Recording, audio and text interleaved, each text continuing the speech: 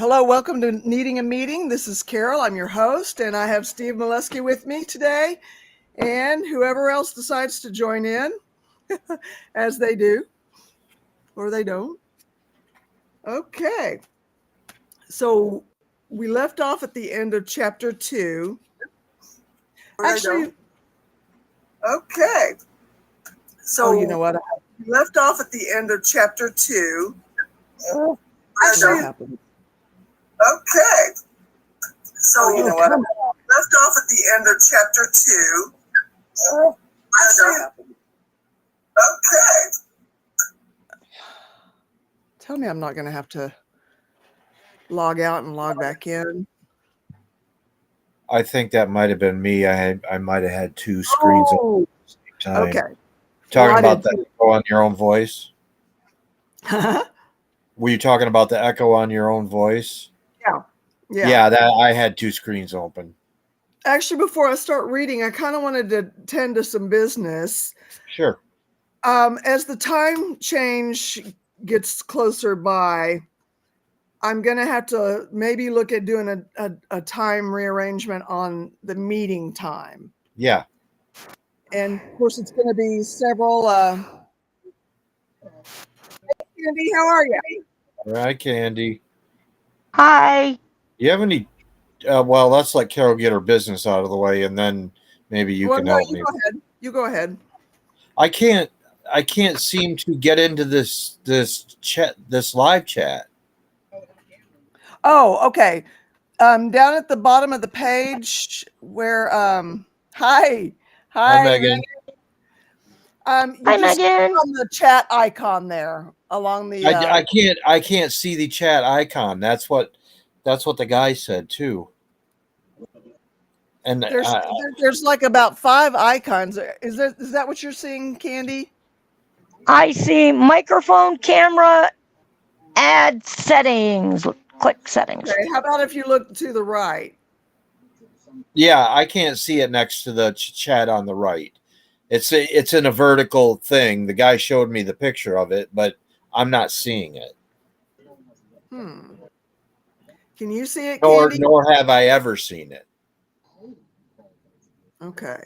All right. Well, do you see a blue on the right-hand side of your screen? Do you see like a blue square thing and then a design and then captions with a quotation mark? No. Neither do I. Really? Oh, wait. Okay. Go up above where you see yourself on camera. Yeah. There should be a picture of 2 people, then a little chat bubble, and then there's a chat bubble next to that that's locked. Push the chat bubble in the middle, and that should take you to see the chat. Doing well. How about you? I don't see those little chat bubbles. Right, I don't see those icons anywhere. All I see are the microphone, camera, the screen. You don't have to have Restream to come in. Go up from there. Like where you see yourself on camera? Yeah. Go up above that. I am. There's nothing there. It says leave.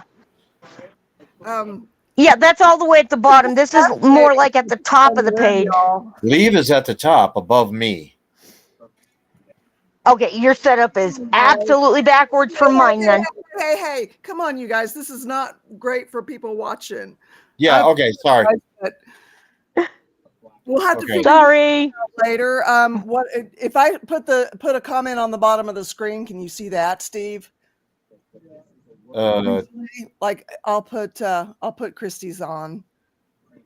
Yes, I can see that. Okay. Well, we'll have to let that suffice until we figure out how to help you with that later on. Sure. Oh, sorry, Candy. I didn't mean to fuss, but it's like, we're sitting here not giving anything worth watching. And we're almost 5 minutes in. So anyway, the business that I had was I wanted to maybe get some ideas on some times that might be good for people. When the time changes, that means that sundown's going to be around 5. It won't be like right away, but it'll be at least 5:30 or 5:15 maybe even, something like that. And I usually try to get out to my animals right as the sun's going down. That way, if they need to, if they need to be able to see to get into the barn, while they're still learning how to get into the barn, then so or in the evening or straight on my end, in your Eastern time, I can't. Alrighty. Um, how would everybody feel about going on after the lifeboat goes off? Anyway, I just wanted to maybe just kind of put that out there. I don't care, whatever works for you, because Okay. like I said, my schedule's pretty full of sitting around. You know what? I think I'll just keep it to the 4:40. Yeah. Even after the time change, and if it starts being a problem with doing my farm chores, then we'll have to. Hi, seventh son. Steve. We've got 2 Steves. Welcome. So now that we've got some people here, I'm going to read. We just finished up chapter 2 in the Smart Recovery Handbook, and this is a good chapter, chapter 3, which is point 1 that we're starting, building and maintaining motivation, which is huge if we are trying to change our ways. So the question they're asking at the beginning of the chapter is, why are you reading this handbook? Something caused you to pick up this book and at least entertain your life. Having trouble hearing you for some reason. Your audio is garbled. Okay. Oh, that's better. Now it's better. Okay, how's that? Yes. That's good. Okay. All right. Why are you reading this handbook? Something caused you to pick up this book and at least entertain the idea of changing your life. Are you riding an emotional wave from some crisis in your life? What happens when the crisis subsides and life returns to normal? Will you still want to change your life? That's a big question. A really big question. What? It's, and when I went into rehab, I was at a point of crisis, and I would have done anything. They said, go to meetings. Okay, I'll go to meetings. All right. If that's the worst they're going to ask of me, okay, I'm in, And so, yeah, when life returns to quote unquote normal, and there was going to be no returning to normal for me because I was in San Diego and I had grown up in Northwest Arkansas, and I moved from here to there.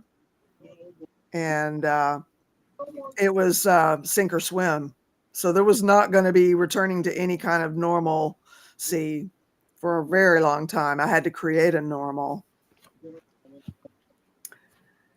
It's easy to make a list of annual New Year's resolutions and worthy goals: lose weight, save money, become a better parent, stop this or start that. Think of the last time you made such a list. How long did it take before your life found its way back to where it was before? So, how do we stay motivated to make the change we sincerely want? One of the biggest challenges most people face in recovery is maintaining their motivation. And that's real. Wishing is not a reliable strategy. Wishing is not a reliable strategy. Correct. That it is not. Aw, kitty. Some of us talk about the changes we want to make as if just talking about them will get us there. Do you see yourself on camera?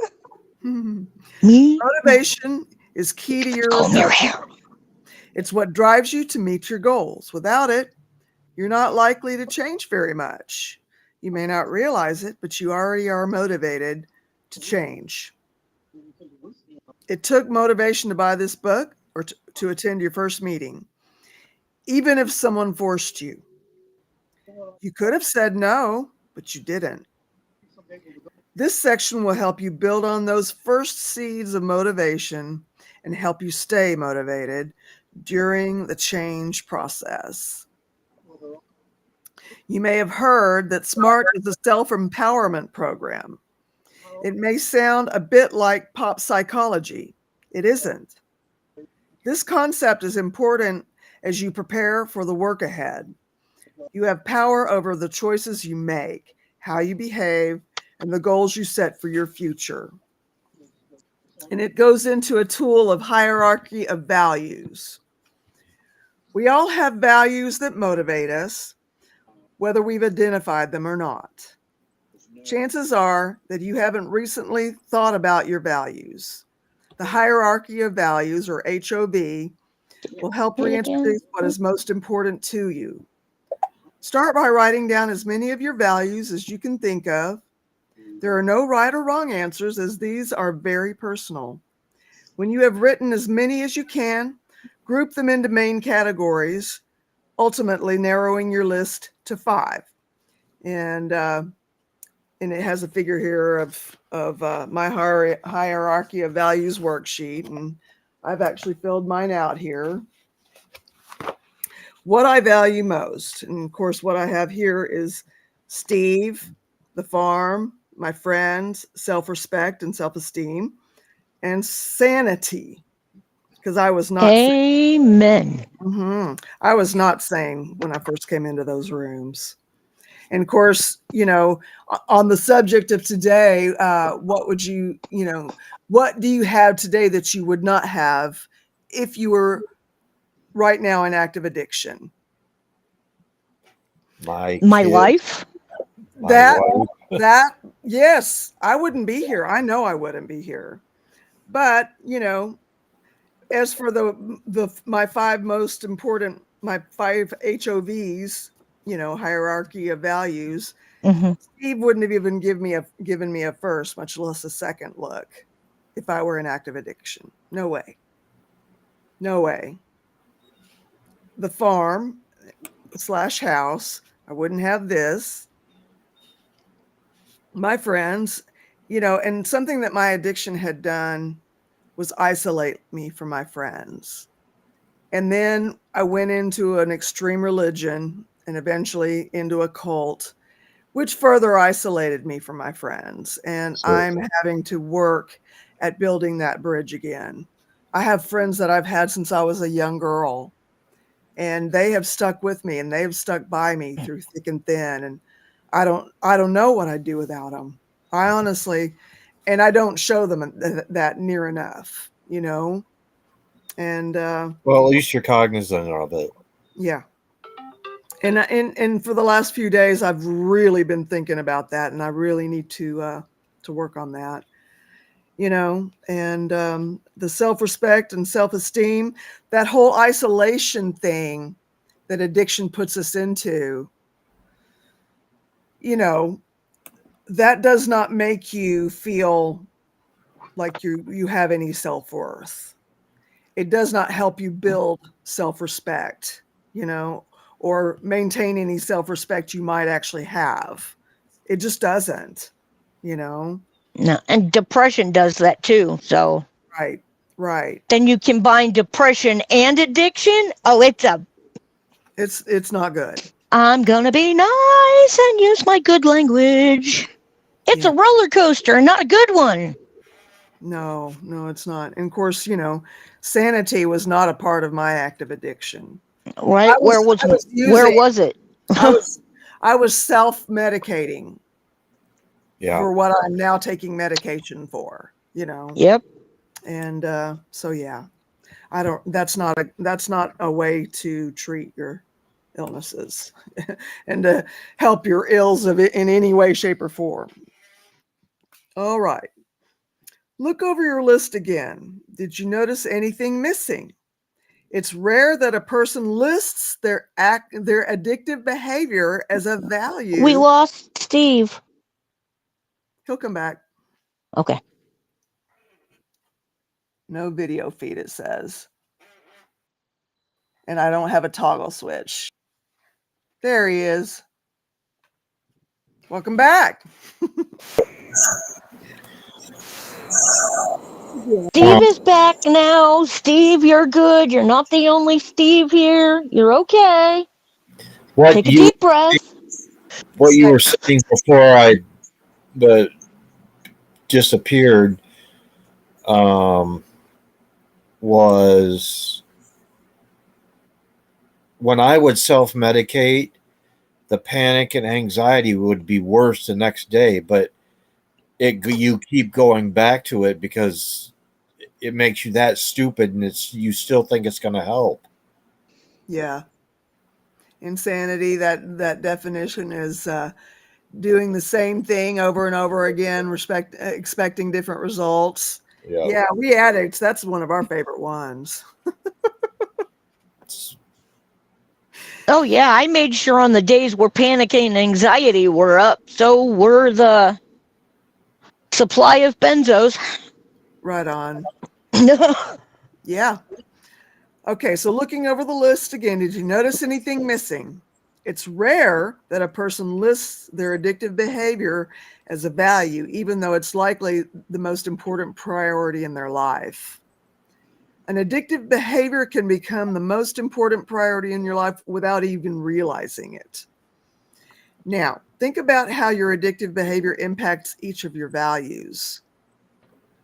And then I said off to the margins here, I remember with my baby's father, I remember having to compete with quote unquote the other woman when he was drinking.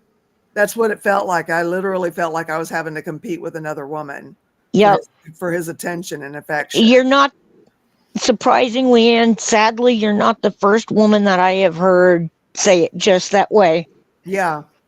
And actually, one woman, she was my sponsor, and the first time I ever went into recovery, she said to me, I would have rather competed with another woman I felt that way at times. than to fight with him over that GD bottle. Yeah. Yeah. And I'm like, how sad is that you wish your husband would go out and have an affair and just leave the bottle alone? Yeah. That is so sad. That's beyond sad. Wow, you guys, that is just mind-blowing to me because I never looked at it from that way. Yeah. But it did. It felt like, okay, well, we've established that we're a couple, yet, I feel like I'm having to compete for his affections. And that's before I really was an active addict, but I was well on my way, So did it become I can't beat him, so I'll join him? Do you think? 100%. Yeah. I've done that too. You want to relapse? You want to relapse? I'll show you how to do it right. Let's go. Yeah, when you force them to enable you is unhealthy. Yeah. And as I was thinking about that, I was realizing that I would never want to make Steve feel like that. He is nowhere to be found. You're garbling again, hon. I would hate for Steve to feel like he has to compete for my affection. That's because it's a terrible feeling. It does not feel good, and I know what it feels like. And the person that I love and care about most in that space, it just breaks my heart even thinking about it. Yeah. Hello. Hi, Hey, How are can you? you guys hear me? I'm good. Oh, there goes my dog. Can you guys hear me okay? I can hear you. Yes. Let me go get my dog. Hold on. No.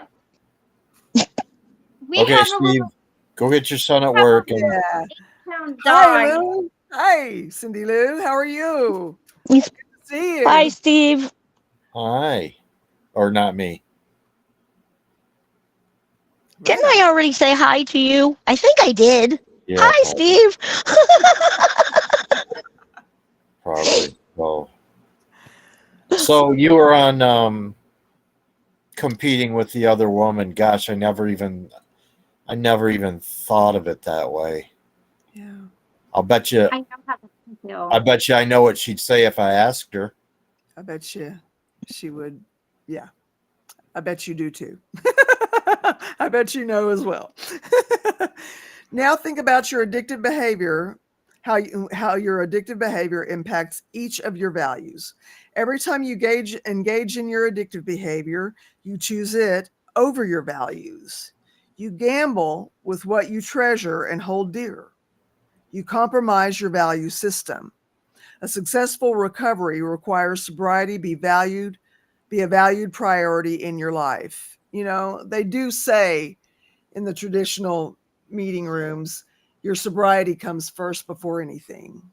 And it really does have to. It really, you know, you It do has have to to. be selfish for a little while, you know. Otherwise you get into kind of a rote. Sorry, I lost my light for a second. And the rote situation may lead you back into your drug of choice or your activity of choice, you know, whatever the case may be in the addiction. Has anybody here gone from Hi, drug, Lulu. drug of choice to another drug of choice? Yes. I've bounced around. Yes.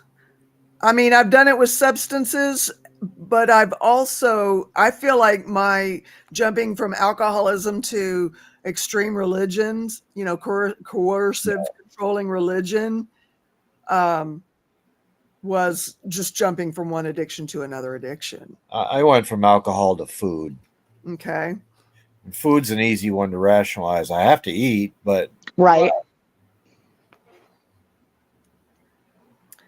So anyway, a successful recovery requires sobriety be a valued priority in your life. When people do this exercise, they often come away with an aha moment. Like one smart woman, a woman who was new to recovery, did this exercise with the help of the facilitator. When he asks her why alcohol wasn't on her list, she burst into tears. She hasn't had a drink since. That's amazing. You may now have a clearer picture of how your addictive behavior affects what you value most. These next two exercises will help you look deeper into what you want for yourself and help you identify specific and important goals you want to achieve to bring more meaning to your life. And this next exercise is the 3 questions. And your goal is to stop using or acting out. Your desire to change is your motivation to stop your addictive behavior. It is sometimes hard to see a difference between what you are doing and what you could do differently to achieve your goals. This exercise can help you bring these 2 perspectives into focus so you can identify the discrepancy between them. Ask yourself these questions. What do I want for my future? What am I currently doing to achieve that? How do I feel about what I'm currently doing? And I'm just going to leave it off there, and we'll pick up where we've left off tomorrow. when I knew that I had a problem, I wanted to want to quit, if that makes sense, but I didn't want to quit. Yeah. Of But course. But you had the want to. Yes, I wish I just didn't know how. Yeah. Yeah. How long would you say you were in that place? 5-6 years. Wow. That's pretty intense. Yeah. Were you trying to quit during that time? No, yeah, but feebly Okay. attempting to. Okay. Wow. All righty. And so I want to ask every one of you, both in this room and in the chat, what do you have today that you did not have or could not have in active addiction? And it doesn't have to be material. My life. My Yeah. life. Yeah. I would be dead. Yeah. I That's think exactly what I was. Oh, go ahead. You can answer. no, go ahead. Go ahead. I was told when I went into detox, they didn't know if I'd walk back out or if I'd be wheeled back out. So my life is always going to be my top answer Yeah.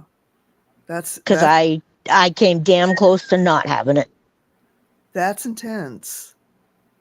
That is very intense. For me, Well, mine was you can skip the first 4 minutes, Cindy Lou. Yeah. Yeah, for me, I eventually had to get some attention and say, let's get her back to the something worth watching here. Candy went off into ADHD land, had to be brought back. It was a whole thing. And I kicked her. So, you know, I want to say this too. I look forward to this. When I get up in the morning now, I look forward to seeing you guys. Thank you, Me Megan. too. It really just, boy, it does something that it's been a long time since I've been able to experience that. Waking up, having something to look forward to like this. that's a very Pretty cool. that's Yeah. a very healthy place to be. And I Yeah. never had addictions like drug and alcohol addictions. Mine was I was anorexic for about 30 years. Okay. And so when I got past that, mine was just really for the first time ever, I felt like I was in control of my life. And that, I had control because not eating was what I did when things were out of control. It was the Yeah. only thing I could control. And Right. I was in a really bad marriage and I got down to like 89 pounds. I mean, it was really bad. Yeah, it Oh was my really, word. I mean, Basically, like, if you can imagine everybody, I don't know if you've heard of Eugenia Cooney. I've been seeing stuff about her on social media. She's what do they call the term? Is it severe anorexia? Is that the proper term? that's what it was when I was going through it. I mean, Any, I was down. so yeah, what she's describing is basically what Eugenia Cooney looks like now. Is Yeah, basically it looks like she was wearing a thin suit of skin over her bones. it used to hurt to cover up with blankets Because because it was too heavy.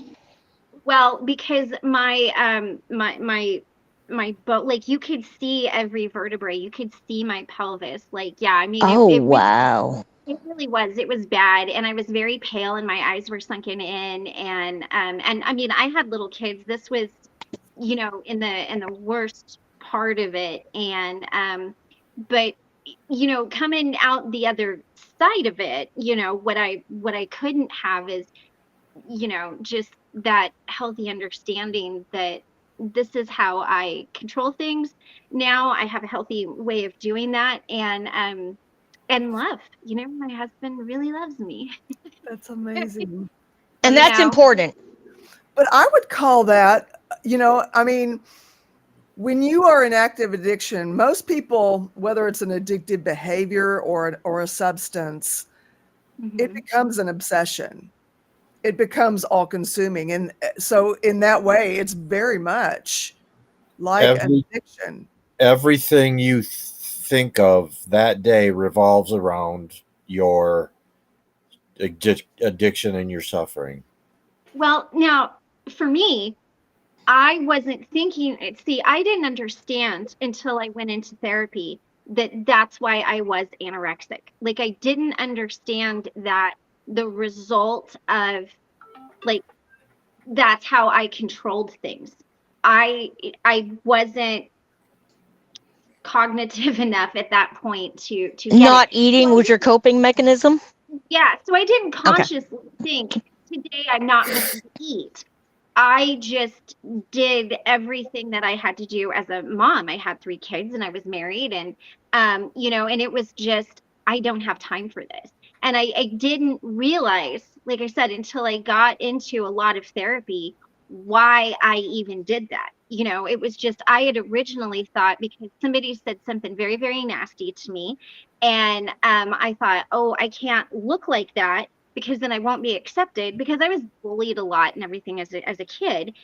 And and I just kind of thought like that was how I was going to be able to, be accepted and be cool. And then it morphed into this other thing. And I didn't really even realize that that was my Thank you, coping Megan. mechanism or what it all entailed until I was, after my dad had passed away and I was trying to like, you know, unscrew my mind from everything that my ex had done to me and everything, and then I realized it. But I don't think addictive behaviors always has to be that you're solely focused around it. Sometimes it can happen and you don't really even realize why you're doing it. Like I didn't. There was never a conscious thought, and it was never Right. really because I thought I was too big or whatever like that. It wasn't like body dysmorphia. It was just really, this is the only way I know how to control what's going on in my world, because my Mhm. world really bad. I mean, it was really, really bad. And there are years of my life that I don't remember because of what I went through. It was just so bad, I just shut Trauma it. will do that to you, you know. Yeah, well, and it's sad because my kids will come back, especially my oldest daughter, and she will just be like, "Oh, do you remember this time?" And I'll be like, "Well," and she's like, "Oh, you don't." I mean, there's memories of their childhood that I don't remember because the abuse Oh, was so bad, the gaslighting was so bad, the addiction, like the anorexia was so bad. Like, yeah. I, I don't know. You just You went into blackout mode yeah, completely. I used to, so on the weekends, during the week was always easier for me. The weekends were what was hardest because that's when my husband and my kids were all home. And I would go into the bathroom and shut the door just to sleep. I would like spend 30 or 40 minutes in the bathroom just sleeping. Um, Oh. I mean, Oh, it was pretty brutal. Like when you're in it, you kind of don't realize it because it's kind of like you know um like boiling a frog, for lack of a better, you yeah. put it in cold water and it just gets hotter and hotter and you don't realize it. And it wasn't really until I got into therapy that even my therapist was like, do you understand what this really is, what it was, what because he had everybody convinced that I was bipolar, and I'm not. Mhm. So I was on a whole bunch of medications that I did Oh not my need to be on. God. I mean, I was on 2,000 milligrams of Depakote. I was on risperidol. Yeah, that's exactly what the doctor did. Basically, that is such a high amount that he asked me. He's literally like, "How do you?" 1,500. Yeah, Did you tell him you weren't a rhinoceros, that you didn't need?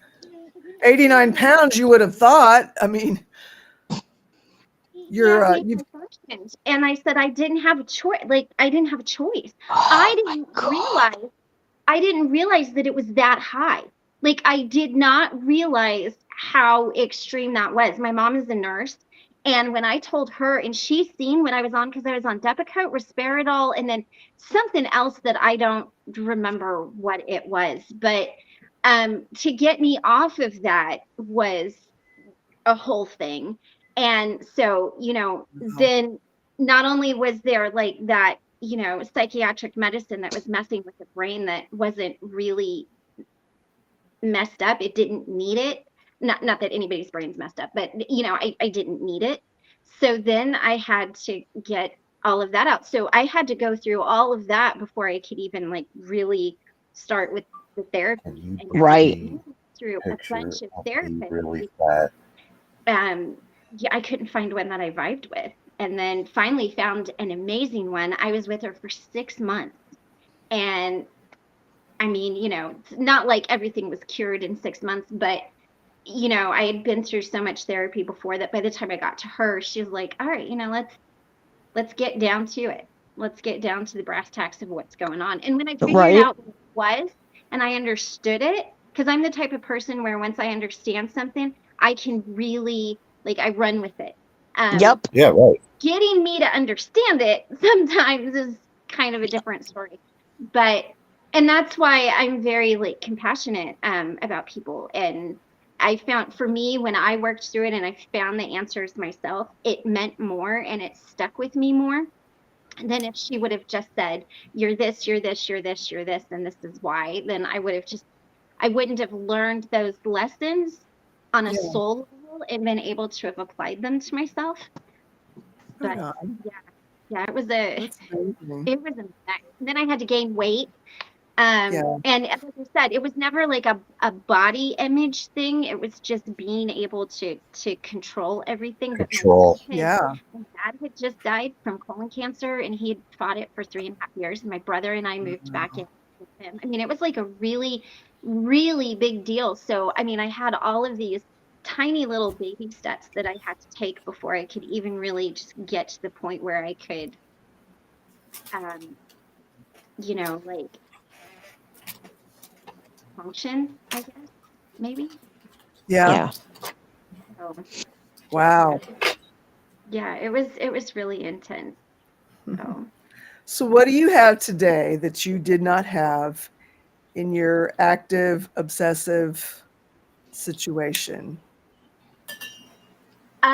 I think I just have the knowledge that I can handle situations and Okay. that, That's that huge. That is huge. I don't have to revert to that. Like food isn't going to help the situation. I have that knowledge that I'm going to get really therapy here, the tools in my toolbox that I need to look at that. And, and I know, like, am I in my emotional mind? Am I in a monkey mind? Am I in my wise mind? And just knowing that I can handle it um, is really probably the biggest thing for me because That that was the thing that was really hard for me. And when that light bulb goes on, it's like, yeah, oh wow. switch my thing here. Oh, wait, sorry, it was all like my screen was all jacked up. Yes. Well, does anybody have anything else that they wanted to share that they have and are thankful for about what you probably could not have if you were in active addiction? My youngest son, because my wife came a lot closer to leaving me than I thought she did. Mm. And, it wasn't until recently that I found out, if I drank a fifth and a half of vodka a night, she would go pour the other half out and say, "Oh, you finished it," You would you and didn't so even then I'd know. have to go get more. And Oh, wow.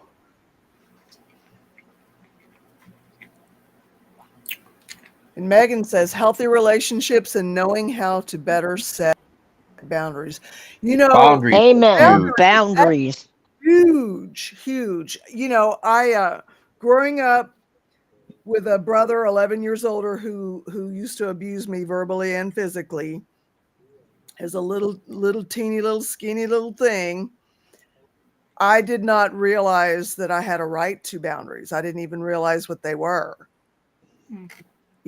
And once I learned about them, I was just like, I was pretty intense about, stating my boundaries and not letting people cross them, but it was a scary thing. It was a very scary thing. It was completely uncharted territory. And I didn't know at the time when I was a kid, I didn't realize until my brother beat me up in front of mom in 2018 that uh, my parents didn't know what was going on. So having a brother so much older than me, it was like being an only child with three parents because he was still at home.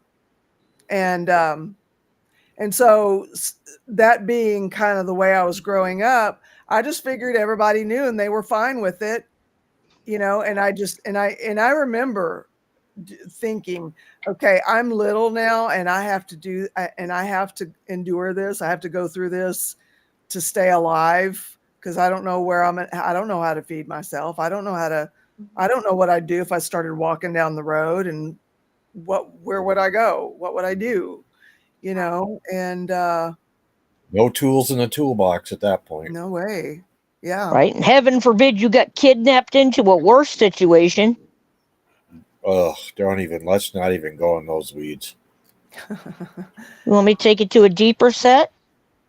Thank No. God you didn't run away and get picked up by CPS and get put in the foster system. Well, you know what? I don't even know if we had a CPS back then. That was in the 70s, the early 70s. That's what I mean. It was In a rural joke. Arkansas. I mean, We call it the friend of the court, which is a giant misnomer. Yeah, friend of the court, my ass. I'm an ex-people pleaser, Megan says, finding my voice in recovery. That's that's part of boundary, because boundaries work two ways. Boundaries keep us shielded, and they also let us know where we have to stop. Yeah. But they also protect us from things coming in. So right. Boundaries are twofold. That's what I told somebody the other day. I said, you have to love yourself enough to set boundaries, and it keeps me safe, and it teaches people how to treat me, Yes. And that was something that, was always hard. So, Megan, I think that's amazing that you're finding your voice. It is. It is. And that's, it really is. And don't, the hardest thing to do is stand firm in your boundaries. And and with Michael, we say things to each other, like when it's starting to escalate, he'll be like, whoa, control your hobbit rage, and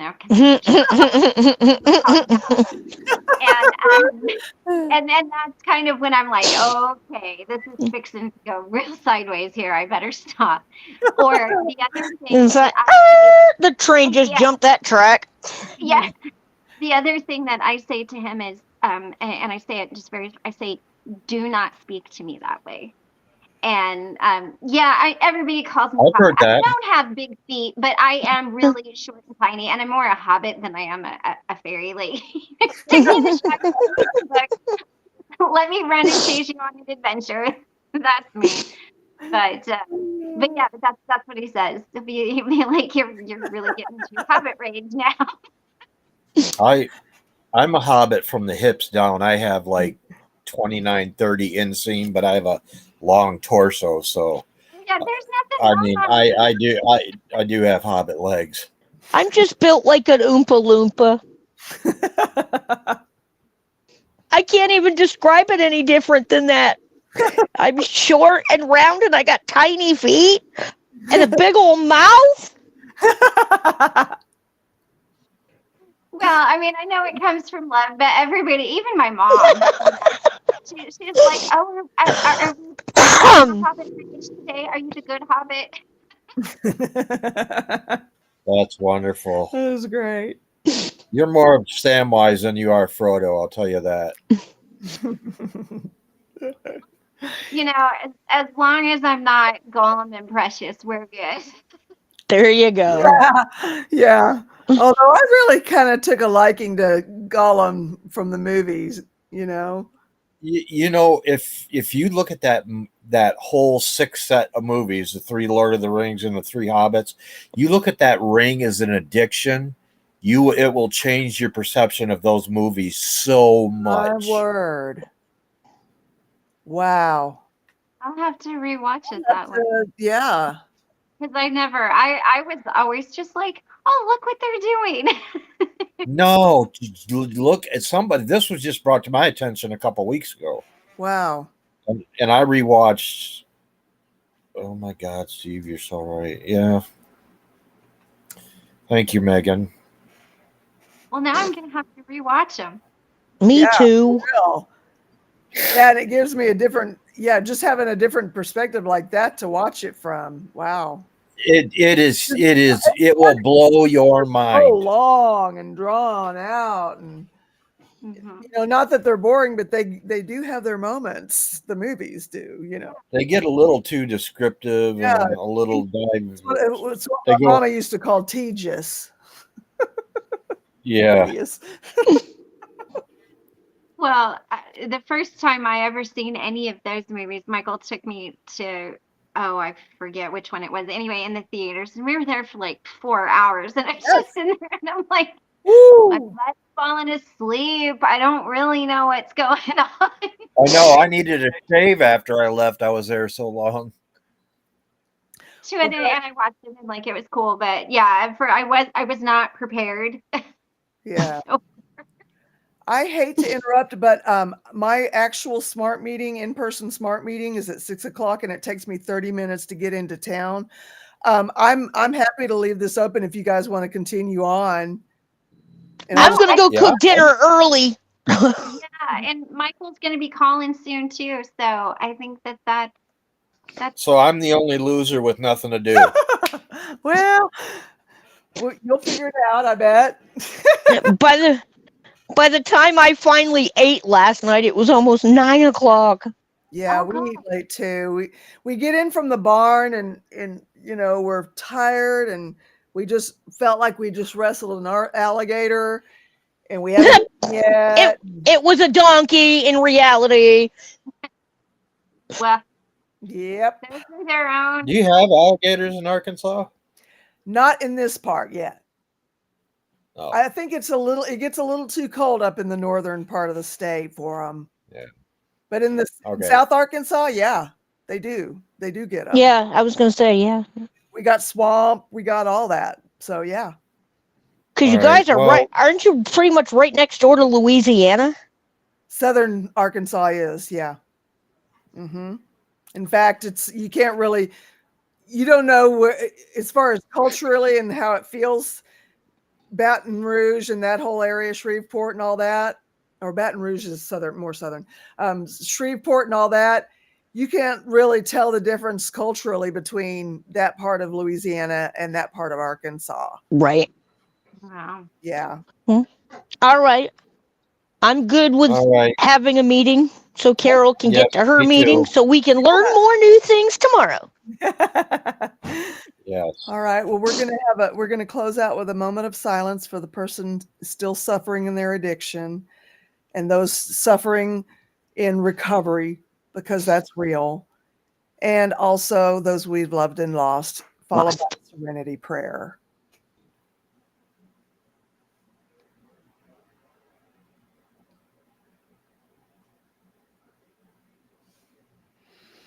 God, grant me the serenity to accept the things I cannot change. Accept things I cannot change.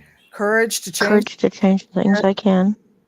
Courage to change the things I can. And wisdom to know the difference. And wisdom to know the difference. Amen. All right, you guys. Thank you so much. Thank you for putting our meeting. Yeah, well, to be continued. If you guys watch Lord of the Rings and think of it as an addiction, and then we'll be way off in the weeds tomorrow. Thank you, Megan. I appreciate you being here. Yes. I love Thank you, Megan. Thank you so much. Well, you guys have a good night, and I'll see you tomorrow. I will see y'all tomorrow. Bye, ladies. Bye. Night, you guys.